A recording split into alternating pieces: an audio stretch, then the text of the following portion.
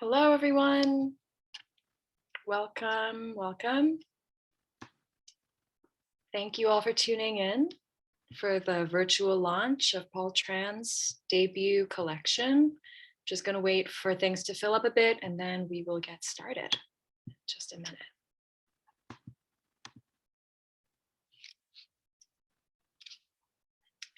If you feel like it, drop a line in the chat and let us know where you're tuning in from. I know Paul is here from Oakland, Yanyi is tuning in from Vermont, and I'm in Brooklyn. So it'd be great to know where our audience is all coming from. Thank you all so much for tuning in, and we'll get started in just a moment. And if you haven't already gotten your copy, make sure to click the link I just dropped in the chat. And we may as well get started. So good evening, everyone, and welcome to tonight's live online author event with Greenlight Bookstore.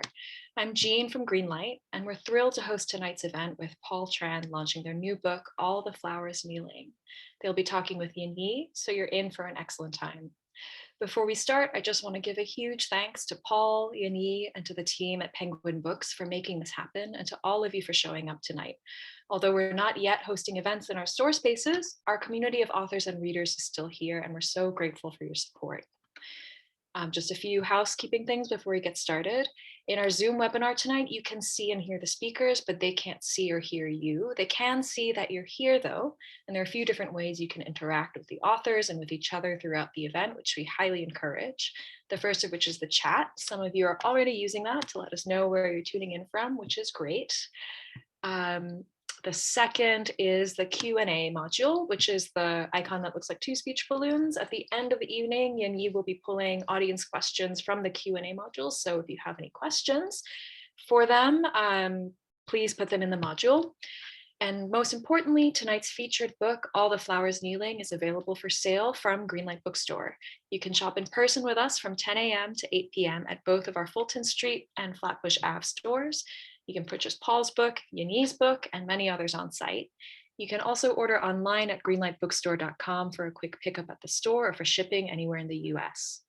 As thanks for attending tonight's virtual event, we're offering 10% off the featured book, which is a deal you can't refuse. Enter coupon code GreenlightEvents10 into the coupon discount section at checkout online for 10% off.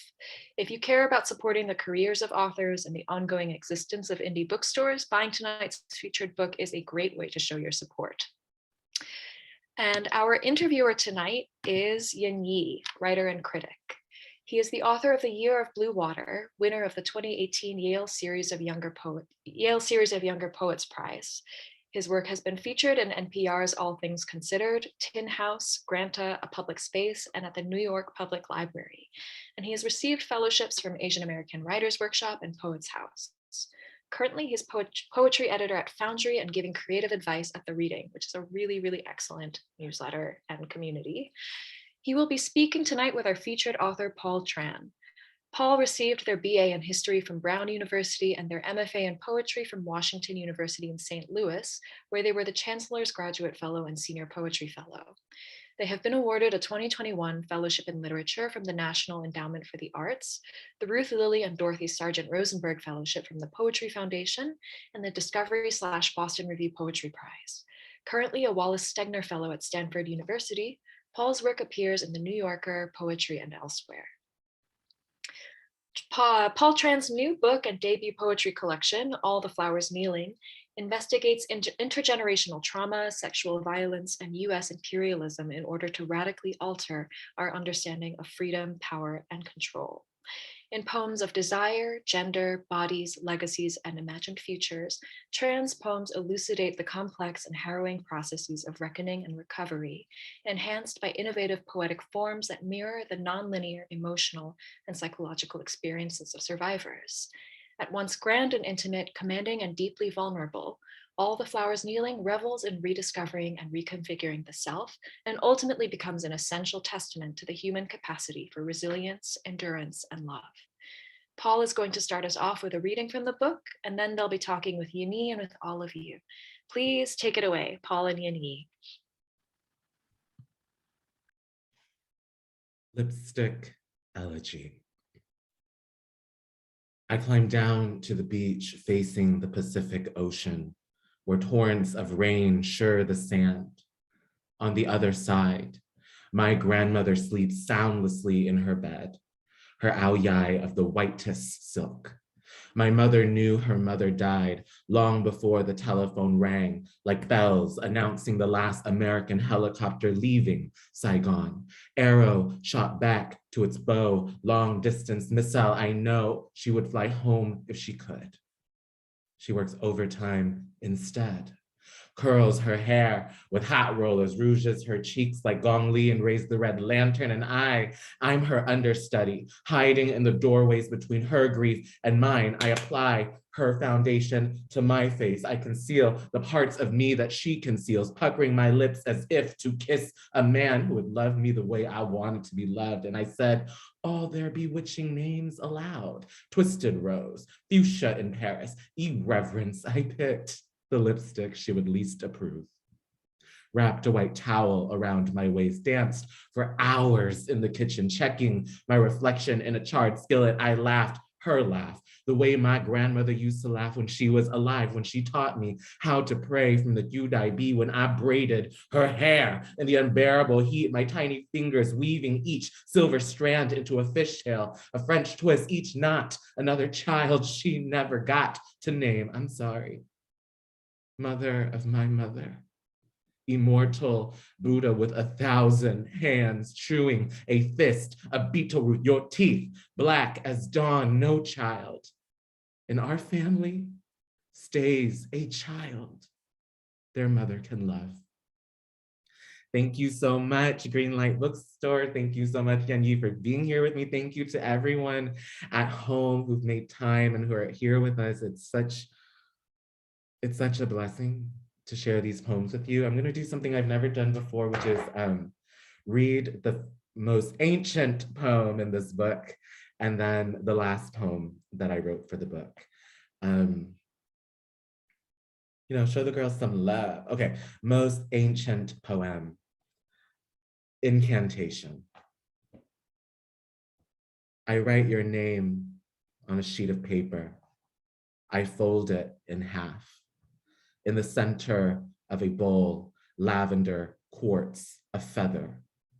With a kitchen knife, I summon blood to the surface of my left palm. Love line, lifeline. Tell me what this means. I clench my fist. I squeeze a drop of ichor over the dead flowers, the rocks and plume. I strike a match to vanquish you from me forever. I whisper into the pyre. Goodbye. I bury your ash in the garden. Goodbye. Winter to spring. Goodbye. Then summer. Nothing blooms where I keep you. Not Hualang or the birds of paradise crouching the encroaching fern. Except me, you still kill everything. And then the last poem that was written for the book is a long sonnet crown called Shaharazad. And in the story of Shaharazad, she lives in a kingdom where the king takes a new bride to bed each night and executes her in the morning. And to spare her sister from this fate, her younger sister, Scheherazade, volunteers herself. And when she enters the bedchamber, she has the idea to tell the king a story that contains within itself another story and another and another. And in the morning, she ends on a cliffhanger, and the king's like, well, what happens next? And she's like, I'm sorry, I have to go get ready to die. And so the king delays her execution, inviting her back the next night to continue this story. And she does this night after night for 1,001 nights, and ultimately becomes the queen of this kingdom, saves herself, saves her family, all through the power of storytelling and through being able to teach someone who at the time seemed so incapable of love, to finally understand what love was. And so I thought I'd render that, which was one of the first stories my mother ever told me, as a sonnet crown. And then at one moment in time, I thought, well, Scheherazade gives us these narrative devices, the frame story, the cliffhanger. Maybe it should be a sonnet crown and a sonnet crown. And then I said to myself, but girl, you can't even finish the sonnet crown. How are you going to write a sonnet crown and a sonnet crown? And then these sections just started emerging. And so I want to read the end of section 13 and then the final one. A mystery is a story. A story is a mirror. A mirror is a poem. A poem is a pattern. A pattern is repetition. Repetition is emphasis. The emphasis being the reason for repetition. Repetition is also a break in a pattern. Breaking a pattern is the reason for a poem. A poem is a mirror I use to look not at, but into myself, my story, mystery. And on a night like tonight, watching lightning reach for whatever it could reach for, waiting for the sound its reaching made, I hated my loneliness more than I hated sex. What did I suppose my life, alive and not just surviving, would look like? Waking after the storm, washing my face, drawing my eyebrows the way my sister had taught me to so that I could go to my job and prove I'm more than what's taken, I'm more than what I give. The storm did not end. The lightning continued as I removed my eyebrows, washed my face, tossed and turned in my sleep. I heard the reaching. I thought I had no example, no equal, but I had so much. And yet, whatever my life was, only I could save it. Always untold. There's more to know, to feel, to do. Today, before dawn, I'm listening to the water as I wash and dry and stack each spoon atop the other. Amused by the exactitude of their design, how such things exist in this world where unbelievable things occur and recur without design or exactitude is no longer, at least to me, a matter of how, but of belief. Years ago, I learned of the painters who painted over their paintings. Historians call this pentimento. I call this being alive. Listen, you will understand me. Thank you so much. Yanyi, hi. Hello. Hi. What a beautiful reading, as usual. And congratulations, Paul, for finishing the book, which in a way often feels like even more amazing than anything that follows, especially because of what it means for your own practice, wherever you're going with it. So I have some prepared questions, but like prepared foods, it's like, or maybe, we'll make it ourselves a little bit. So I think I will start actually a little more organically. I have like ordered questions here, but I'm just starting from the middle, which also honestly seems like a good compliment to the way that your book kind of works. So you read actually from Scheherazade / Scheherazade. And I wanted to ask you about form in the book because both the form of the book, right? Because you have these twins in the book and sometimes twins of twins. You're kind of searching and like a searchlight or a lighthouse going around the same subjects over and over again. And so what was I going to say in this question? You talk about the scientific method, incidents and progress reports, emphasis, the idea of emphasis and repetition, like from that section in Shaharazad. I'm just going to say Shaharazad for short, but Yes, yes. we know that it's Shaharazad times 2. You also explore a nonce form, this sonnet crown that you're talking about that's like 13 lines instead of 14 lines. You have a note in the back where you talk about it, you call it a hydra.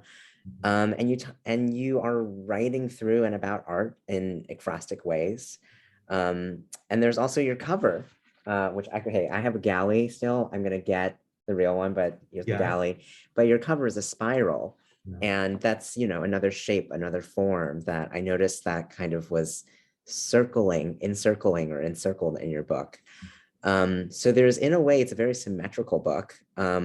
So for me, I guess I'm interested in this question of just like, can you tell me more about your relationship to form, of like, how did these forms come to be? You talked a bit about it a little bit just now when you were reading, but I'm kind of interested in just that question in all forms of like, in the making of the book, in the ordering of it, in the repetition, really.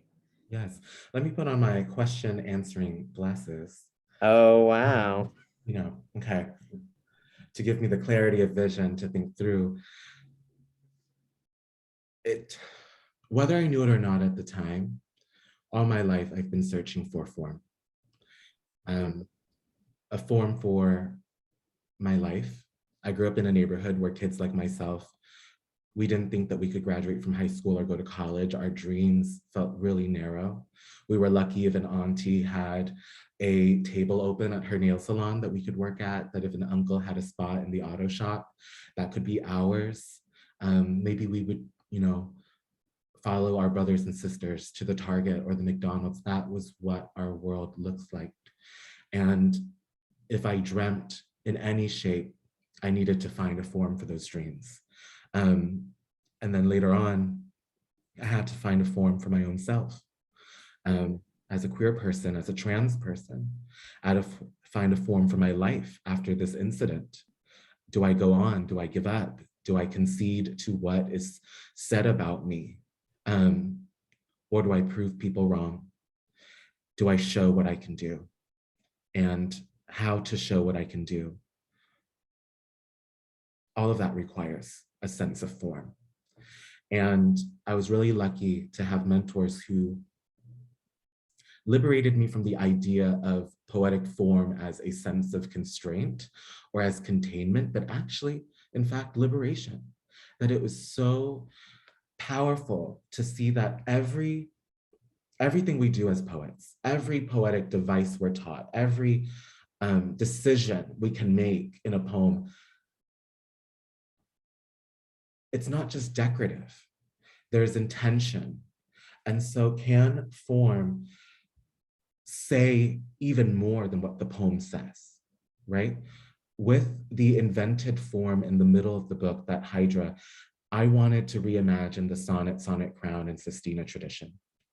If a sonnet typically is 14 lines and ends on that concluding couplet, there was no conclusion in my experience that I could draw. If a sonnet crown lifts neatly the final line of one section as the beginning line of another, as if to say the lesson learned from one experience is cleanly taken to another, that wasn't mine. I kept repeating the same mistakes again and again. I kept finding myself in similar patterns of behaviors, choices, beliefs. And instead, what I did know is that what I learned from one experience was taken over, but maybe in bits and pieces. And so in this invented form, I have 13 lines instead of 14 to resist the impulse for conclusion, certitude, or closure. The final line is brought to the next poem, but with each of the 13 words in the final line as the respective first words of each line in the next section. And then I thought, in so much of poetry, whether we're using rhyme or we're working in a received form like the sestina, those rhyming words, those recurring words, they happen at the end of a line, as if to say we're always moving towards this known end. We're always moving towards this constraint. That wasn't my experience. I was moving from a known fact this thing happened to me towards an unknown future. And so to have then those 13 words in the final line of one section of the Hydra be the initiating words of the next lines in the next section, I was moving from a known beginning to an unknown end. I did not know what was going to happen to that poetic line by the time I got to the end. And that seemed to mirror my experience more accurately. And it also made me remember, my goodness, for so long, poets like ourselves have not only been denied the category of being human, we've been denied the fact that we are inventors in this field, that we bring to this field ideas, we bring to this field new challenges, repudiating old ways of thinking. Like, I wanted to honor that, and I wanted to be that ambitious for this book. And to answer your question now more fully, through the lens of ambition,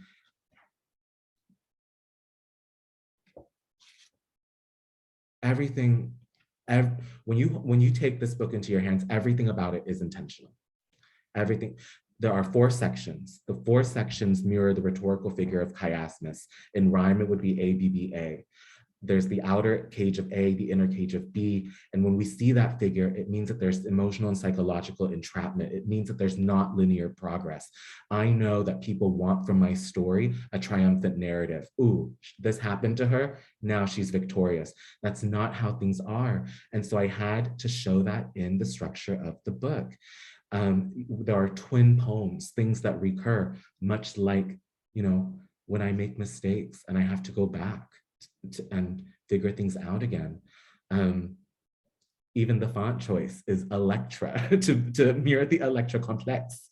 But I don't know, let me stop there before I go on too long and just say again that for me, form has been a sense of freedom and this practice of intentionality in putting the poems together and putting this book together. I hope in no small way that it shows up in my own life. Yeah, I think that that's really beautiful. Just the idea of being able to, I feel like a lot of times, I know what you're talking about, of that idea that form is constrained. Yeah. And I feel like in this book, you are writing about that, you're writing about that kind of perception of it and turning it on its head a little bit. Something that I was noticing as I was reading along was like, the speaker is kind of elusive in a way, but not elusive. I think there's intention behind that illusion, and elusiveness. And I think like something I was interested in basically how the speaker was, adopting different personas, looking at a painting and then writing about their own experience from that painting. And what you're saying, I think, really reflects that of like, it sounds like your experience in your life has been about searching for a way to say the thing that you're trying to say here in this book. And which leads me kind of to another question that I had, because there were some moments where I was just like, oh, that's like, this was a discovery, or this was something that like Paul Speaker was figuring out in the process of writing this book. So so in that poem, the Hydra poem, I see not the stars, but their light crossing in the distance between them. Your speaker's mother tells them what happened to her without there being specific details shared in the poem. Your speaker wonders, I guess this too is love? Indirection, suppression, silence, pressing on. Couldn't omission be admission? Couldn't an embankment be an embrace? Yeah. Then in section 9 of Shaharazad, a cab driver tells the speaker that yours isn't just a story about survival. Yours is a story about love. So can you speak a little more about your intentions around omission and what you see as kind of the relationship between omission and love in relation to the book, obviously, but also to life, because What are we talking about when we're Yeah. talking about literature if we're not talking about life? I was just on the phone with my mom last night, and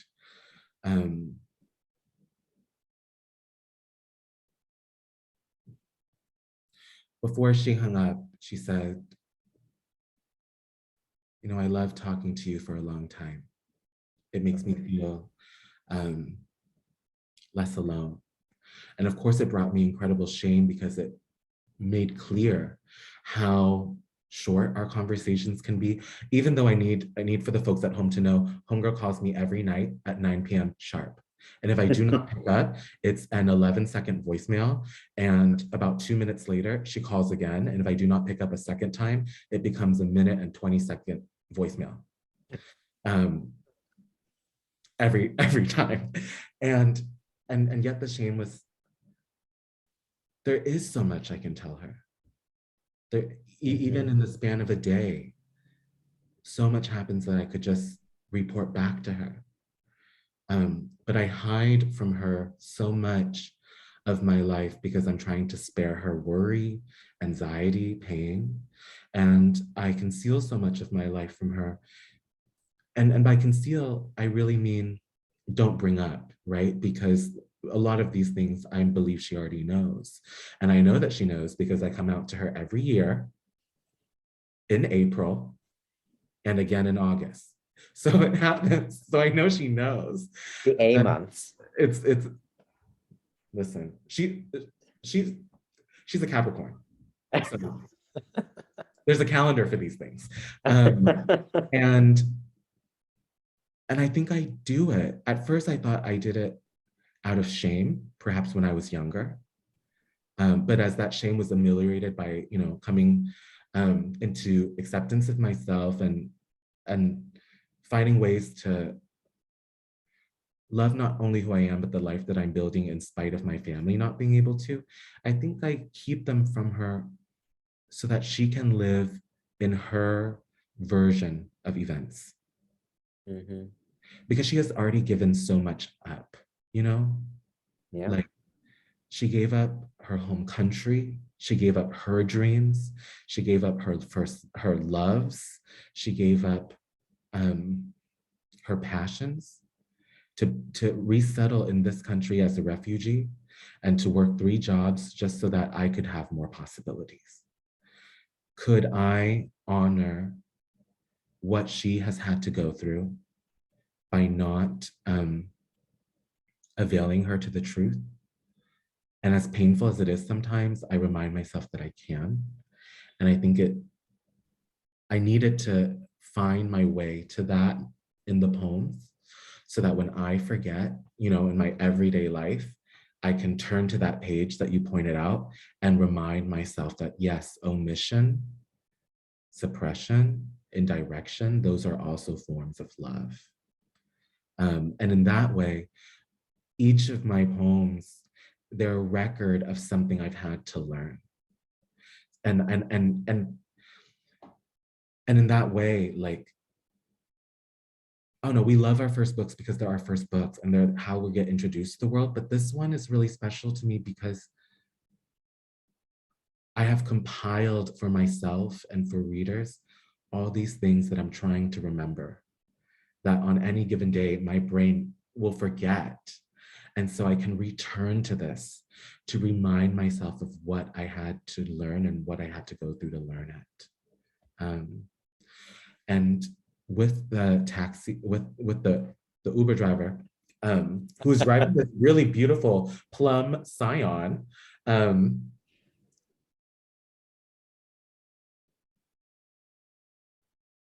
it was a moment when a stranger enlightened me. Jeffrey literally said, yours it's not just a story of survival. It's also love. And I could not, I was,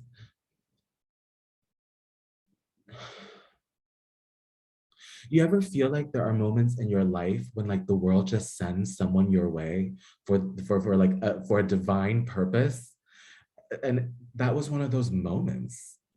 I was like, we're literally going from Midway Airport to the hotel. Oh, Midway. Midway to the hotel. And like, I didn't expect to have my life handed to me like this. And so I had to figure a way to put Jeffrey and the Purple Scion in the poem because I did not want to forget that for all she could not give, my mom also gave me this great gift. The story of Shaharazad, yes, but also how to love. Yeah, I think that is, I think we all have our own answers to why we omit what we omit and why we don't talk about the things that we don't talk about. But I can even feel from the poems in this book that you are talking about that experience of not knowing what to say and considering it and thinking about it. And in terms of like, it's that moment right before when you're like, I love you so much, but I don't know if you are ready or present enough to hear what I have to say or able to hear what I have to say. I think as queer Asians, we can like my parents love me so much. Yeah.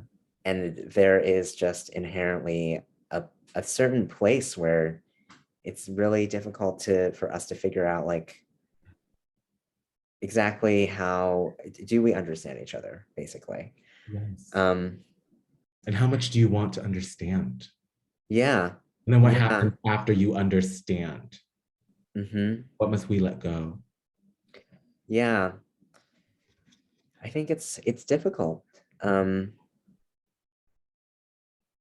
So I wanted to actually bounce off of Jeffrey's comment, and ask you because I met you in 2015. Yes, you did. That was a different time. Yes, you did. And okay, now this is when I take out the little thing. Artifact. I think Ricardo's here. So hi, Ricardo. Yes. So in 2015, I remember you writing about this incident, but that was a really different time. And there's a poem in this little chapbook that we put together. Yeah. And you have a poem in here about that incident that I won't read, but it's been 7 years. Yeah. And you've gone through some kind of journey in those 7 years. Yes. In the repetition, in the emphasis. Yeah. And I'm really curious for you, what would you say to your 2015 self about the book that is in front of us right now, or for those of you who have not bought it yet, will be in front of you.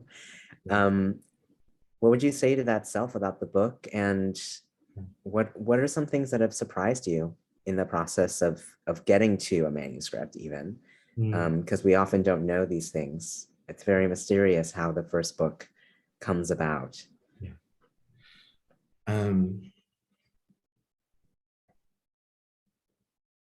I believe that an actualized poem requires the actualization of the poet. And my 2015 self, you're doing the best that you can. And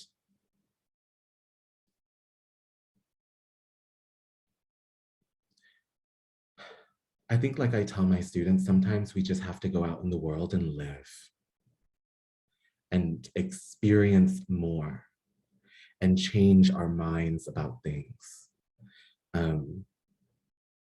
challenge even ourselves. And from that moment, when we walked into Poet's House together, to this moment where we get to sit on Zoom together, I had to go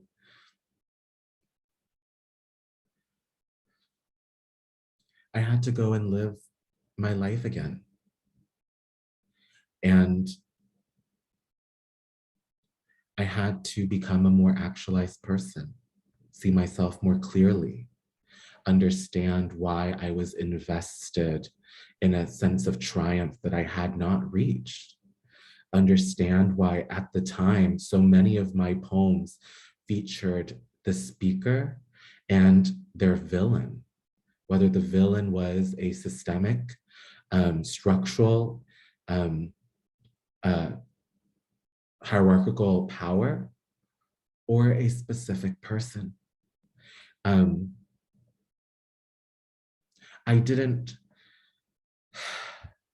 admit to myself the various ways that I found protection in being the victim, in telling myself that the world happens to me. And I'm not in any way shaming myself for that, but I'm saying that I had to find a way back to my life and press the play button again and make more mistakes, learn more, learn how the new things I learned may not have been true either. Keep questioning, keep doing all that is required for the enterprise of living and being a person and being with others. That ultimately was how these poems came together. There's so many things, there's so many moments in these poems that could not have happened if it wasn't for someone else. If I wasn't if I was not in that purple scion. In the end of the Hydra poem, the line that goes, I will be far away from my pain one day, was something that my teacher, Mary Jo Banks, said to me in a conference. She said, you will be far from your pain one day.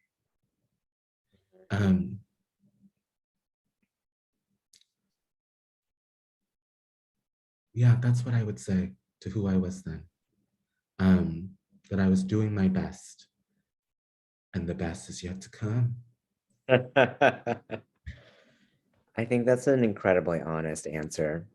I appreciate your vulnerability. Yeah. I can feel the shift, the transition, if you will, in the poems. The transformation? Transformation, transitions, trans. Yes. Yeah, I really feel, especially in the second half of Shaharazad. And it's very notable that you, I don't know, I'm literally gonna put my hands up like this. Yes, Here we are. Yes. But it's very notable to me that you split up that series into two. Yeah. And you start with the first half in the first half of the book, and then you end with the second half in the second half of the book.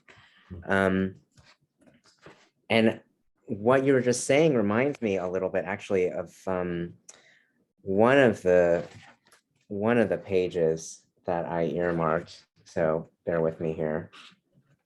I forget where it is, but it was basically about, oh, here it is.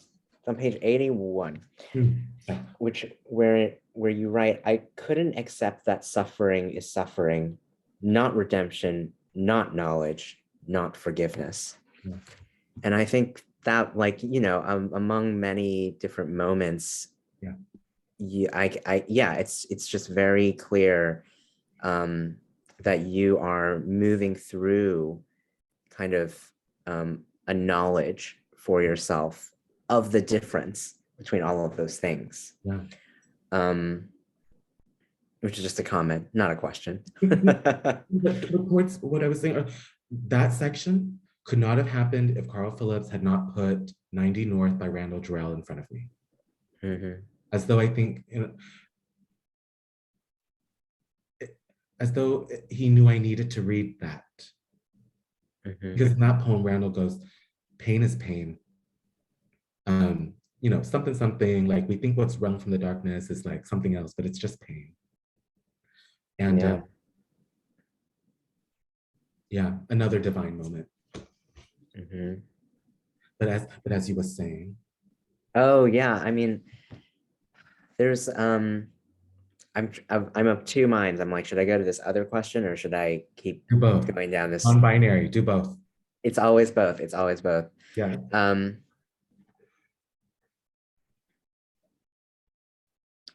I mean, it's just a very profound thing to learn, that pain is pain. I have a friend who taught me that several years ago, that pain and suffering are different things, that you can feel pain, but you don't have to suffer in the same way, you know? And yeah, it's very Buddhist And how as often do well. we suffer past the pain? How do we what? How often do we suffer past the pain? Because Yeah, investment and attachment is created to the state of suffering because of yeah. the story we get to craft around it. I mean, that's why I don't use the words rape or trauma in the book. This leads to my second question, Okay, the question that I was thinking about. Let's go. Let's go. Trans. So I asked you that question about omission earlier on, about omission as love. And now I want to ask you about omission as protection, because of, you know, and I know the ways that people want to hear the story. You talked about it earlier, a little bit of like, you know, it's not a triumph, but people want to hear about the triumph. But I think that there are also other things that you may choose to omit. Because I also noticed, like, you were not speaking directly about the thing. There was no gratuitous detail or anything like that. And I feel like there's always a reason. But then there are also things that you did share in the poem, which I'm always kind of like, the speaker's mother and the speaker's father, whether fictional or not. There's like like in the poem, you say that the father's name is related to beauty and the mother's name is related to war.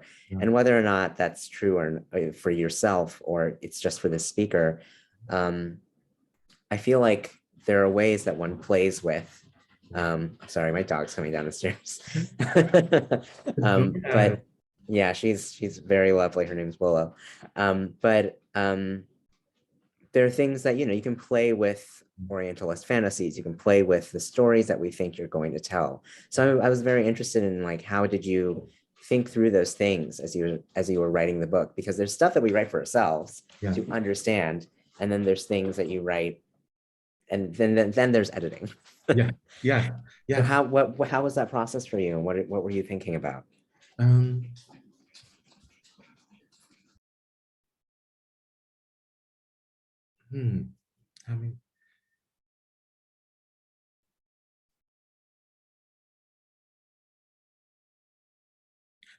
okay. Before I go to the personal answer, I'll start with my safe answer, which is, one of my ambitions with this book is to make an argument about poetry itself. And so we have a variety, we have received forms in the book, we have invented forms in the book. We have traditions of the ekphrastic poem, the persona poem. And largely when I do it, I'm not just flexing to be like, watch me do this. It's like, I'm trying to make an argument for what ostensible reason these avenues even exist for us. And so, for example, I have the 3 scientific method poems, all in the voices of subjects who have been experimented upon, a cadaver that was then defleshed and the flesh used to bind the anatomy book that it made possible, a rhesus monkey that was experimented on in the 60s that gave us information about attachment theory, a mimosa plant that was put in a closet, which is obviously its own metaphor, in the 1700s, that gave us information about circadian rhythm. Why? Why are they there? When I think back on a major work of literature that has influenced me, it's Toni Morrison's The Bluest Eye. And in that book, Pecola Breedlove gets this idea that somehow the terrible things that she has experienced could have been prevented or could be redeemed if she possessed the bluest eyes. And when I read that as a young person, it became so clear to me how empowering and how dangerous a single idea can have on one person's life, altering their entire perception of the world and of themselves, altering the course of their actions. I could not write a book about what happened to me and not also tackle the realm of ideas, the production of knowledge, epistemology. So those poems live there as a way of signaling to that ambitious attempt. But they're also there to say, how can that attempt be realized in a poem? Oh my gosh, through persona. And even in a poem like the Rhesus Monkey poem, it gave me a new sense of resonance during this time of the pandemic, being away from the people I love, being unable to touch someone I love, to, hug someone, to not know when I could go outside, such as the monkeys, such as I imagine the monkeys' experience when they were locked in those cages for 157 days, so that some man could prove a point.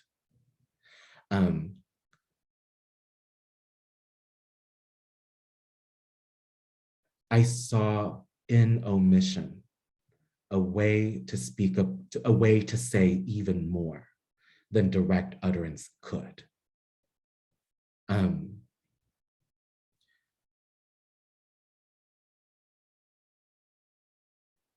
And so I guess the more personal answer would be,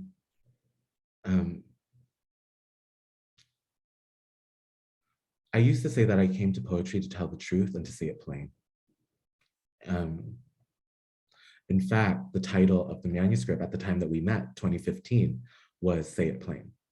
I reread the poem that you Yeah. brought to workshop, and I remember that line. Yeah. And at some point I was like, either I don't know that I can, or I don't know that I want to or will. Because indirection, ambiguity, what the girls call negative capability, that actually might be a way to say something even truer. And it might be possible that I came to poetry rather than other forms of writing, because poetry actually allows one to hide at the same time that one is being seen. We hide, through form. We can hide through persona. If we can hide through these rhetorical modes, we can, and it's not hiding. It's not hiding out of fear, right? It is actually showing what we want to show and resisting the demand, which is very neoliberal, which is very multicultural, right? Like the neoliberal multiculturalism, diversity, the big buzzwords, that certain writers, aka us, right? Be very direct and revealing, because the market wants to know about our lives, because they want to conduct ethnography.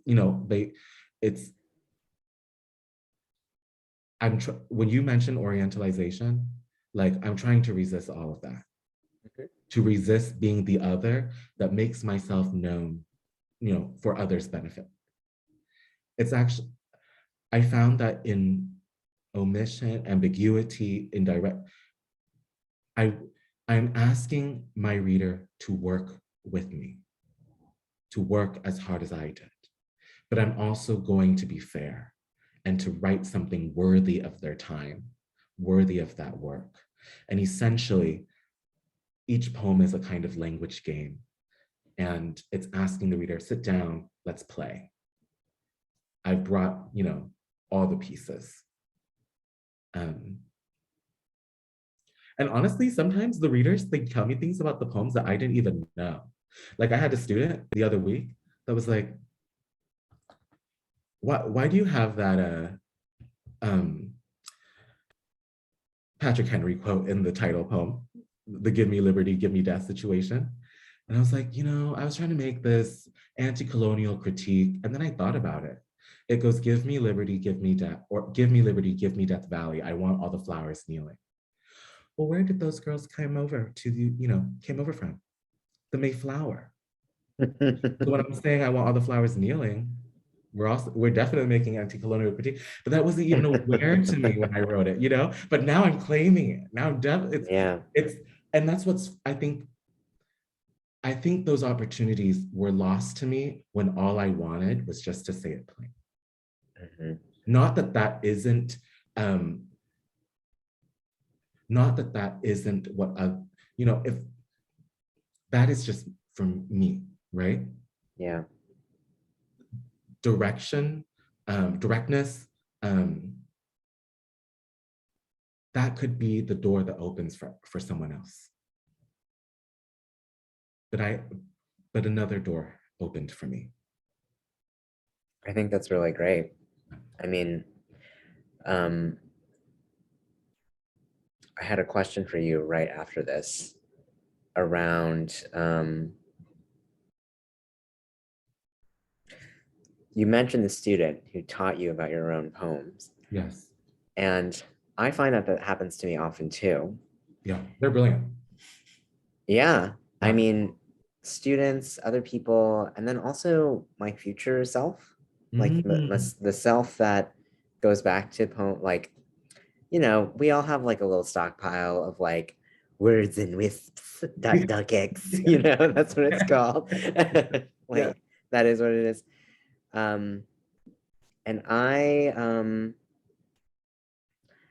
was wondering for you, especially because this project, as you were talking about, Say It Plain was the name of this manuscript at a certain point. But I was wondering for you, if you had a couple of poems at any point that felt like poems that were like, this is the book, if that changed. Yeah. And if there are poems that you wrote later on, when you were closer to understanding what the book would become, that you're like, this is a pillar of the book. This is a really essential part of the book. But I'm at, by the skin of my teeth, like figuring out like exactly what it needs. Yeah. So were there some poems like that? What was that like for you? Oh my gosh.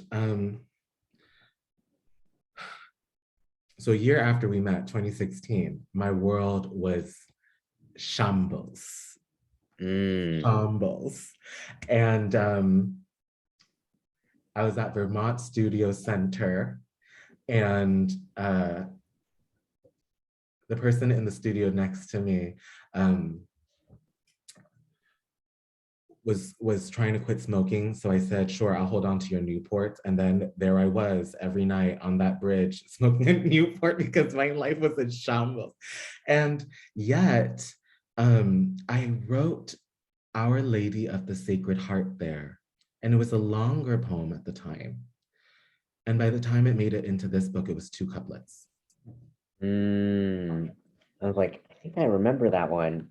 Yeah, it was long, it was more, yeah. And then it's like, no, that's all I needed to say. That's all and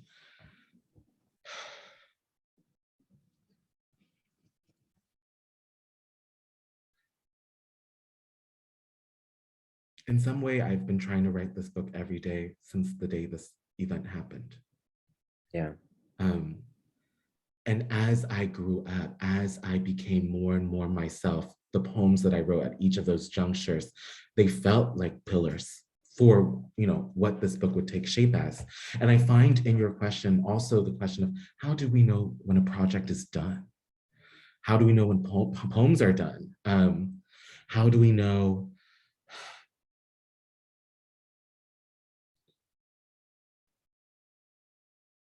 with these poems? I knew they were done when writing them humiliated me. When it was so humiliating to say what I had to finally say. Because it meant that I could no longer be who I was before that moment. It meant that I needed to now make different choices. Would I make those choices? Or would I continue with the status quo that I had established for myself? And humiliation is more than being abandoned, more than being neglected.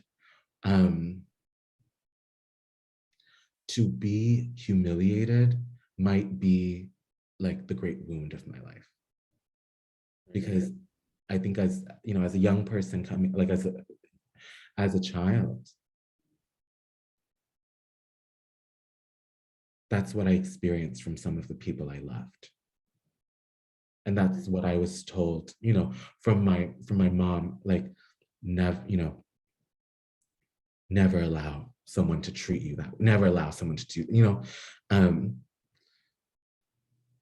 and so the voice of authority in my head, that ego,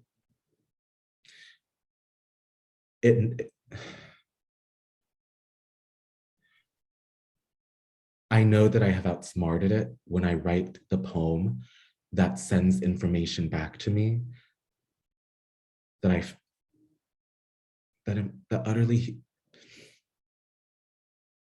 makes me embarrassed for being who I was. And in that embarrassment gives me an opportunity to change. Gives me an opportunity to imagine something else. Yeah. Not just, and it's not like fixing, right? But it's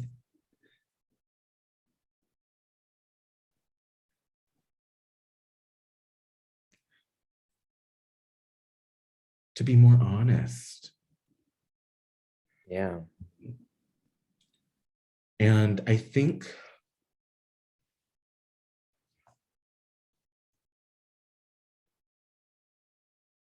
is there a poem that did? Oh, yes. BB. 88. Oh yeah. 88. Yeah, no, this girl came together in 13 minutes because it was 13 minutes before workshop and I had to, write something was due.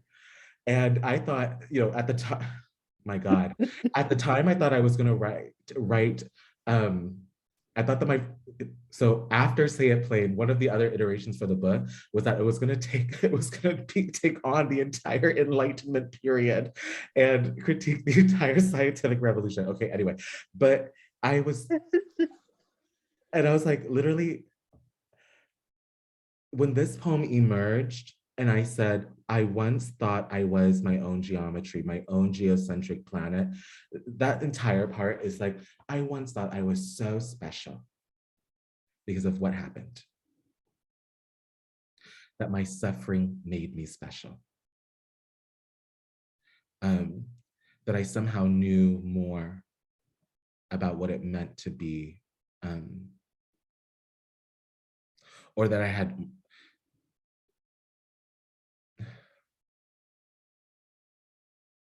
some special purpose in the world. But I wasn't. And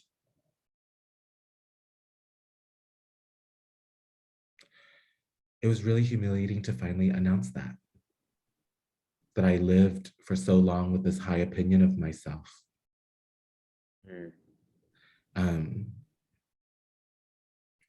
That I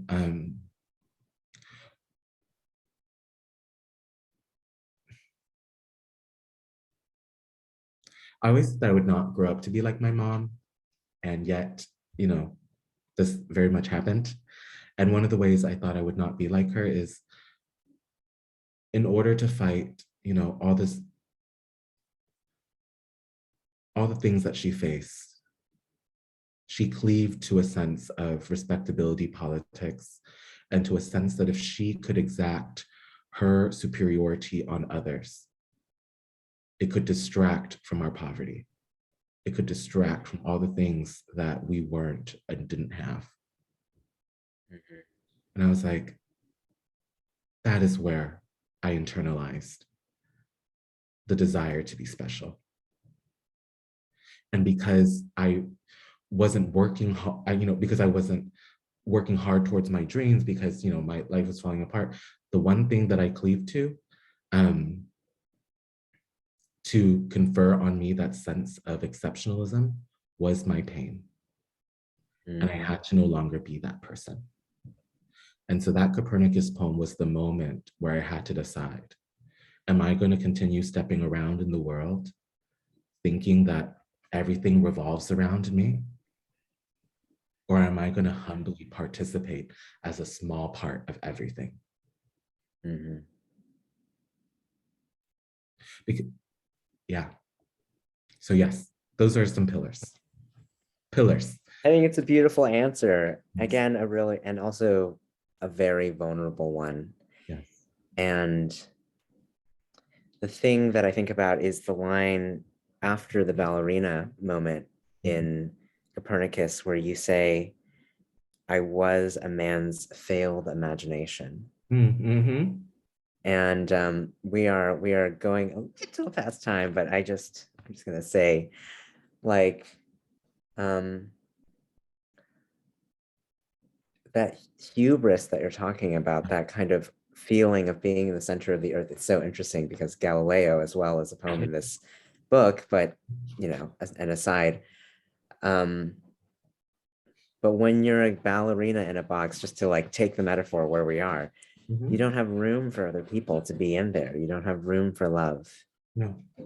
And in a way, the omission that you are talking about, or we've been talking about this entire time, is also an omission of that failed imagination of a self. Yeah. So that another self is possible, like on the next page, where things have happened, are happening, and are about to. Yeah. In the orchard of unknowing. I always say it wrong. Orchid. Let me change it orchid. Let me get revision. Oh, wow. That's so great. But let me do it with my red pen. More editorial. Yeah. I feel like we can have a much longer conversation. Yeah. I would love to. Yeah, I know. I'll call you. There's a lot here, and I feel so proud of you as your friend about what you've accomplished. Thank you. And all that you are going to do with the continuing release of this book. Thank you. Yeah. Thank you for reading and for all of your insights and your honesty. Thank you. Well, you know that the flowers are kneeling in the dream of the, divided field. That's where they're in the divided field. Yes. Yeah. It's all together in one metaverse, actually. It's one metaverse. Yeah. Yeah. Greenlight's actually selling some virtual real estate. Yes. Greenlight multiverse. Yeah, exactly. Yeah. So I'll hand it to you, Jean. Yeah. Thank you guys so much. Thank you, Yanyi. Thank you, Paul. I really could listen to another hour of this conversation. It has been so beautiful and searching. Thank you both for tuning in from where you are. Thank you, everyone, for tuning in from where you are. Don't forget to buy your copy of All the Flowers Kneeling, and don't forget to tune in next month when we're doing another author event for Yanyi's forthcoming second collection, Dream of the Divided Field. I hope to see you all there. That's it for now. Please check our calendar for a lot more author events. We have some great ones coming up besides. And good night to you all. Mwah. And also shout out for our outfit matching tonight. Oh, the collared shirts. Yeah. Definitely looking fly. Okay. Good night, everybody. Thank you so much.